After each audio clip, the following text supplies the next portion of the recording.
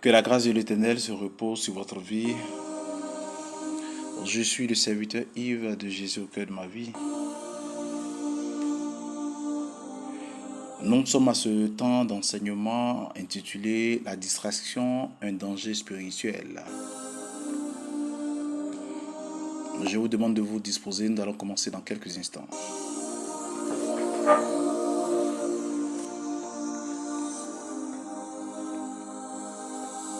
Prions. Père, nous voulons te soumettre ce moment. Nous prions afin que ta grâce se repose sur chaque vie, que ta présence nous fasse du bien et que tout ce qui ne te confesse pas échoue au nom de Jésus. Amen.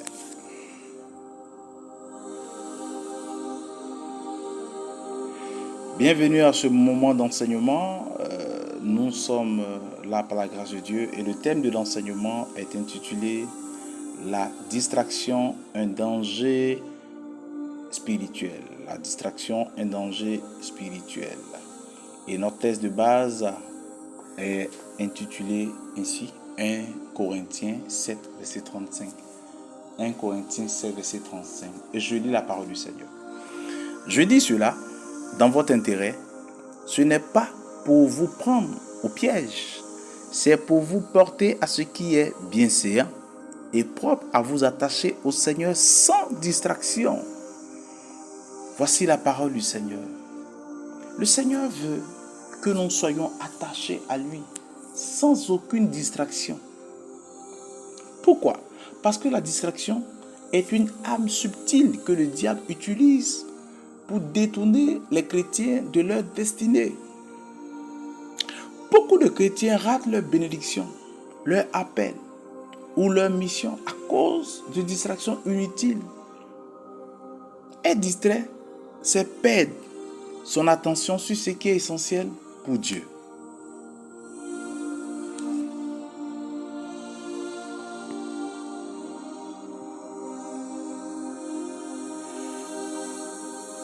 Oui, bien-aimé, la distraction est un obstacle à notre relation avec Dieu. La distraction est un obstacle à notre relation avec Dieu. Marthe et Marie ont compris. Marthe et Marie, dans Luc 10, 38 à 42, la Bible déclare: Marthe, Marthe, tu t'inquiètes et tu t'agites pour beaucoup de choses.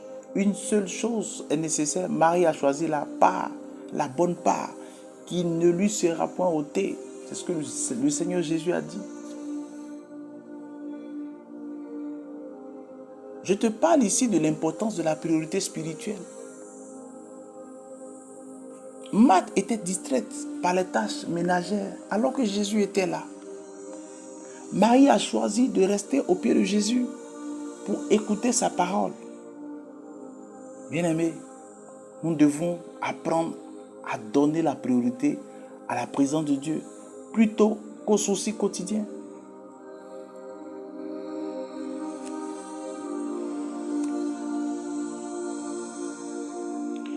En second point, je veux te parler des conséquences de la distraction. La distraction nous éloigne du plan de Dieu. Nous prenons Juge 16, 19 à 21. La Bible dit dans ce passage, Dalila endormit Samson sur ses genoux. Plus loin, il est dit, il ne savait pas que l'Éternel s'était retiré de lui. Il ne savait pas que l'Éternel s'était retiré de lui. Bien-aimé, la distraction te fera perdre la présence de Dieu. Le Seigneur va se retirer de toi parce que tu seras distrait, tu ne seras pas connecté. Tu ne vas plus sentir la présence du Saint-Esprit. Pourquoi?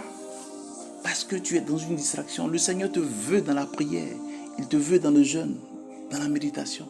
Il te veut dans une consécration, mais tu seras distrait. Samson a été distrait par Delilah. Samson était dans une relation dangereuse. Il a perdu la force que Dieu lui avait donnée.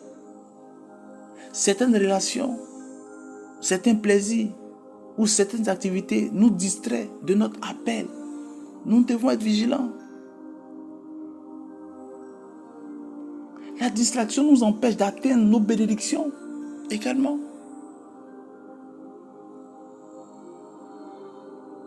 Nous voyons dans Matthieu 25, 1 à 13, sur la parabole des 10 vierges. 5 vierges étaient sages.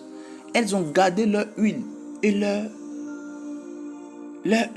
huile. Elles étaient prêtes. Les 5 autres folles, elles ont été distraites. Elles n'étaient pas prêtes pour la venue de l'époux. La distraction peut nous faire manquer les opportunités divines. Nous devons toujours être prêts spirituellement à ne pas nous laisser surprendre. Tu as loupé des opportunités d'affaires. Tu devais être retenu dans une entreprise. Quelqu'un avait voulu te marier, mais tu n'étais pas prête. Tu n'étais pas prêt. Bien-aimé, la distraction également aussi nous expose au piège du diable. Nous prenons 1 Pierre 5, verset 8. La Bible nous dit, soyez sobres, veillez. Votre adversaire, le diable, rôde comme un lion rugissant, cherchant qui il dévorera. Un chrétien distrait est une cible facile pour le diable. Lorsque David était distrait et restait à la maison au lieu d'aller à la guerre, et il est tombé dans le péché avec Bathsheba. 2 Samuel 11, verset 1 à 4.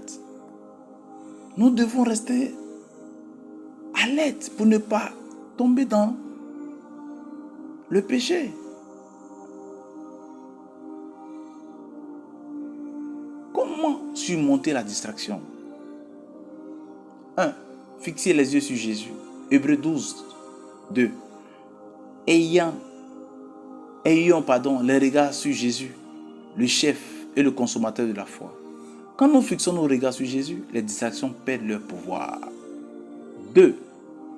Donner la priorité à la prière. Donner la priorité à la prière et à la parole de Dieu. Josué 1, verset 8.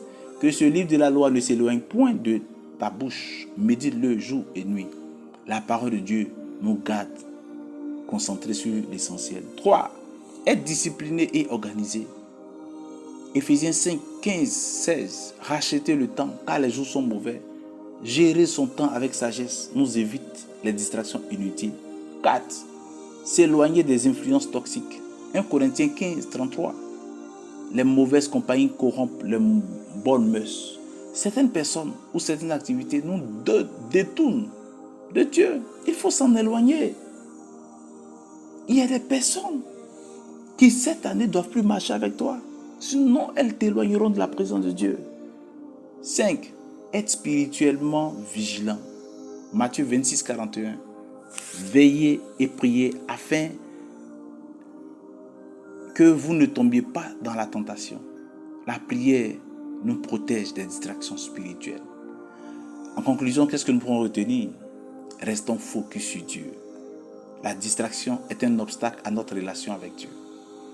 Elle peut nous faire manquer nos bénédictions et tomber dans le piège du diable. Pour vaincre la distraction, nous devons fixer nos yeux sur Jésus. Prier, méditer la parole de Dieu. La parole de Dieu ne déclare-t-elle pas dans Colossiens 3, verset 2 « Affectionnez-vous aux choses d'en haut et non celles qui sont sur la terre. » Que Dieu te bénisse, bien-aimé, toi qui m'as suivi. Sache que le Seigneur est avec toi. Je vais prier avec toi. Mets ta main sur ton cœur, je vais prier.